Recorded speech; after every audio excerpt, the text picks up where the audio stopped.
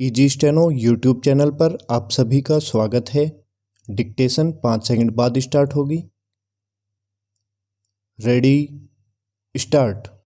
Supreme court ने आर्थिक रूप से कमजोर वर्गों के लिए शिक्षा और नौकरियों में 10% आरक्षण को वैध ठहराकर न केवल सरकार को बल्कि इस वर्ग को भी एक बड़ी राहत दी।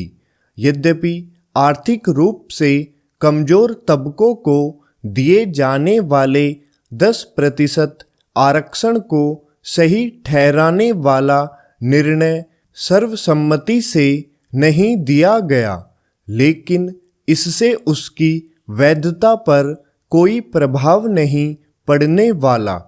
5 सदस्यीय पीठ के 3-2 बहुमत से आर्थिक आरक्षण को उचित बताने वाले निर्णय की महत्वपूर्ण बात यह रही कि इसे संविधान के मूल ढांचे के उल्लंघन के रूप में रेखांकित नहीं किया गया। ज्ञात हो कि इसके पहले सुप्रीम कोर्ट ने अपने कई निर्णयों में यही कहा था कि आरक्षण की सीमा 50% से अधिक नहीं हो सकती। वास्तव में इसी कारण आर्थिक आरक्षण के विरुद्ध एक बड़ी दलील यह थी कि इससे संविधान के मूल ढांचे का उल्लंघन होता है। अब जब सुप्रीम कोर्ट ने यह स्पष्ट कर दिया कि ऐसा नहीं है, तो फिर यह प्रश्न उठेगा कि संविधान के मूल ढांचे वाला सिद्धांत कितना मायने रखता है।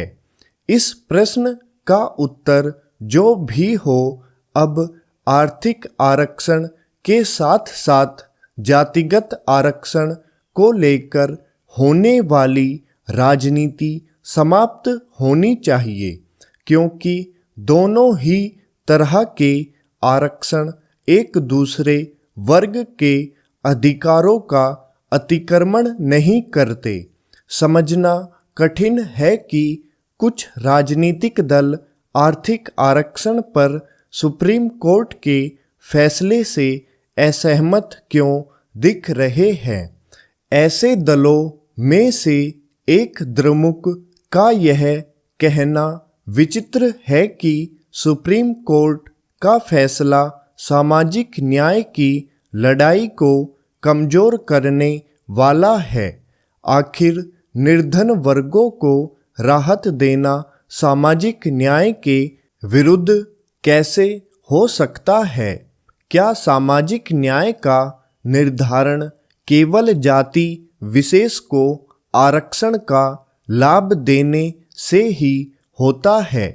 आर्थिक आधार पर आरक्षण को संविधान सम्मत ठहराए जाने के बाद यह माना जा रहा है कि अब आरक्षण की मांगों को नए सिरे से बल मिल सकता है।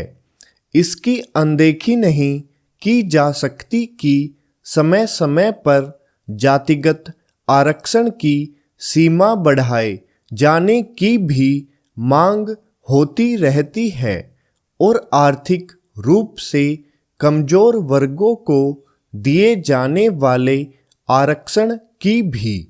कहना कठिन है कि भविष्य में क्या होगा, लेकिन उचित यही है कि ऐसी कोई व्यवस्था बने जिससे समस्त पात्र लोगों को ही आरक्षण का लाभ मिलना सुनिश्चित हो सके।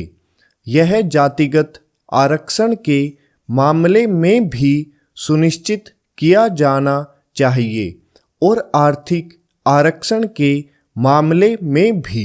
निसंदेह ऐसा तभी हो सकता है जब हमारे नीति नियंता समाज के व्यापक हित में आरक्षण व्यवस्था के तौर तरीकों को और प्रभावी एवं न्याय संगत बनाने के लिए नए सिरे से विचार करेंगे, जैसा कि आर्थिक आरक्षण पर फैसला सुनाने वाली पीठ की न्यायाधीश बेला त्रिवेदी ने कहा। स्टॉप।